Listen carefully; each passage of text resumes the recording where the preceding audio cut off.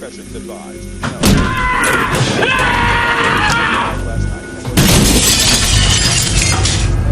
Few ideas have been glorified more than that of the American dream, that you can accomplish anything with enough hard work and perseverance.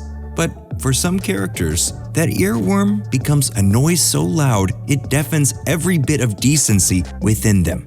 Released in 2014, Nightcrawler was written and directed by Dan Gilroy, who had previously worked as a screenwriter penning The Bourne Legacy and The Fall. He had originally wanted to make a film about famed photographer Arthur Weegee Phillick, an infamous crime scene photographer whose prominence rose in 1930s New York. But as time passed and Gilroy was unable to find the right angle, he discovered the world of stringers. Also known as nightcrawlers, stringers are more or less freelance journalists, often working within the field of photography or videography. Gilroy thought that this was the modern interpretation of Weegee, someone who followed emergency services like the police or fire department in order to get the first stab at a grisly photo with an uncompromised lens on humanity.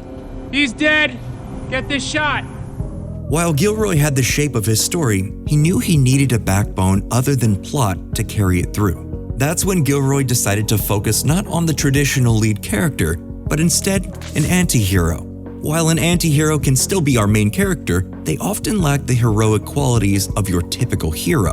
But Gilroy knew that if done correctly, he'd have a character that not only served as the focal point of the story, but also one that held a mirror up to the viewer, which is where Lou Bloom comes into existence. When I say that I want these things, I mean that I want them, and I don't want to have to ask again. Played perfectly flawed by Jake Gyllenhaal, we first meet Bloom trespassing on private property, stealing metal, assaulting a guard, then hawking said stolen metal while wearing the watch of the guard who confronted him. It is expert character shorthand in mere moments. Within this quick opening, we learn so much about Bloom. Firstly, and most simply, he's a criminal. We see Bloom doesn't believe the laws apply to him. Much like the opening to The Matrix, it is almost a short film unto itself that shows us a main character and gives us just enough mystery to entice us into their world. You ever have that feeling where you're not sure if you're awake or still dreaming? As the movie ratchets along its anxiety-inducing pace, we begin to understand that Nightcrawler is a movie about cold calculations. The plot itself is bare-bones noir. A criminal uses their loose morals to do what most can't or won't in order to rise in power and worth.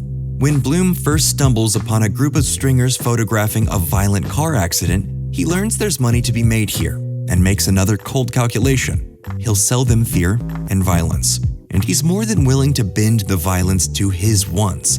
That coldness and detachment is one of Bloom's most terrifying traits. When he realizes he needs a camera in order to record footage, he simply steals a bicycle and sells it for video equipment. When he realizes the bloodier the better, he alters crime scenes in order to get the shot he wants. Unlike most villains, Bloom isn't drawn to violence or crime. It is simply a means to an end. That philosophy also applies to the people in his life. Friends don't pressure friends to sleep with them. A friend is a gift you give yourself. Nightcrawler has few auxiliary characters. Rene Russo as news producer Nina Romina, Riz Ahmed as Bloom's first and sole employee Rick, and Bill Paxton as established stringer Joe Loader. But in the mind of Bloom, they only exist to usher his wants along. Loader is there to show Bloom how the gig economy works. Rick is supposed to get them to the work more quickly, and Romina is supposed to buy the work.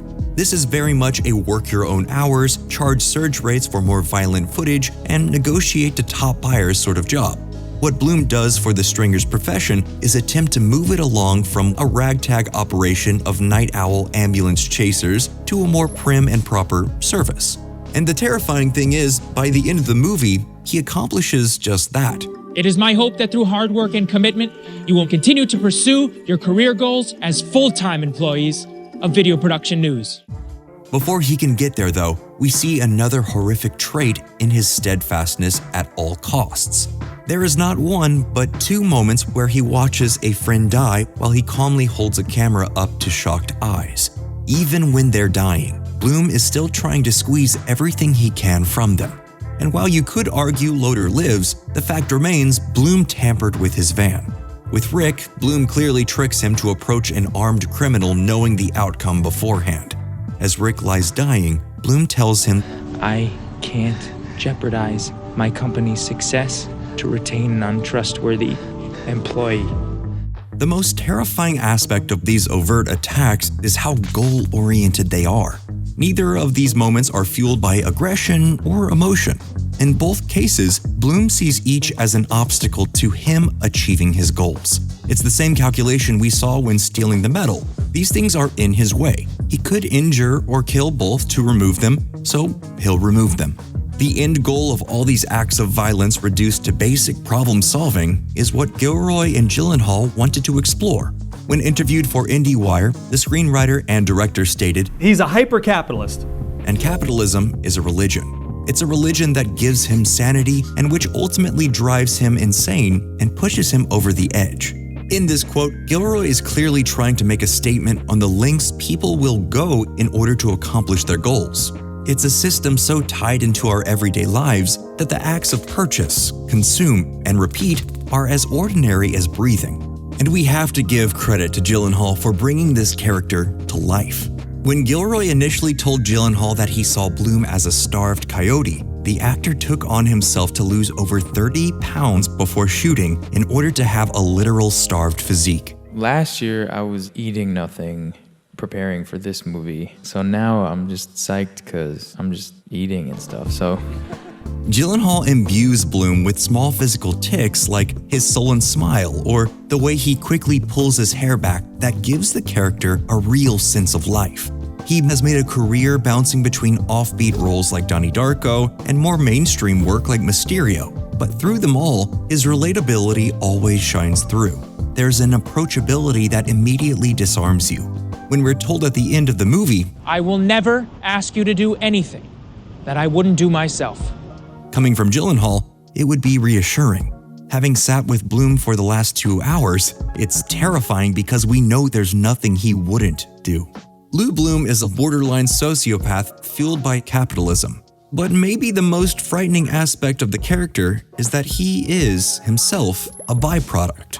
Without Romina demanding more eye-grabbing headlines, the deaths left in Bloom's wake would never have happened. And without the public's short attention span that only focuses on eye-grabbing headlines, Romina would never have demanded the shock to begin with. Bloom remains a cautionary example of what happens when you buy into the lie that you are owed something, when our starvation for success begins to eat itself. So, what do you think? Is there another villain who has reflected the dark side of the American dream as much as Bloom?